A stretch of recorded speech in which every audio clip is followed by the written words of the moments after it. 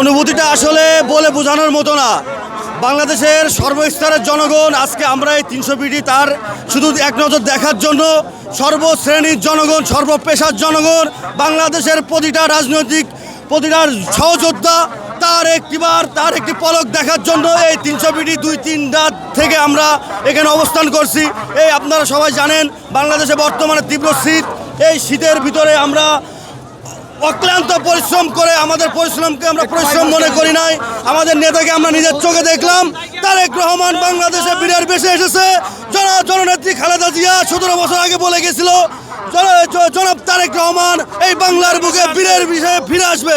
আজকে জনাব তারেক রহমান এই বাংলাদেশে বীরের বেশে এবং রাজকীয় সম্মাননা নিয়ে এই বাংলার মাটিতে ফিরে এসেছে।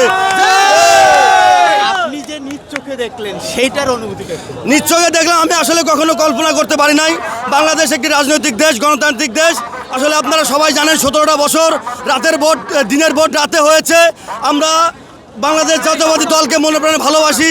আর তারেক রহমান মানে একটা স্বপ্নের জায়গা, একটা ভালোবাসার জায়গা, একটা অনুভূতির জায়গা। আজ তারেক রহমানকে নিজের চোখে দেখতে পেরে আমার একটা অনেক বড় একটা ইচ্ছা পূর্ণ হয়েছে। আমি মহান রব্বুল আলমিনের কাছে জানাই এমন একটি নেতা বাংলাদেশটা যেন রাষ্ট্রটা পরিচালনা করতে পারে।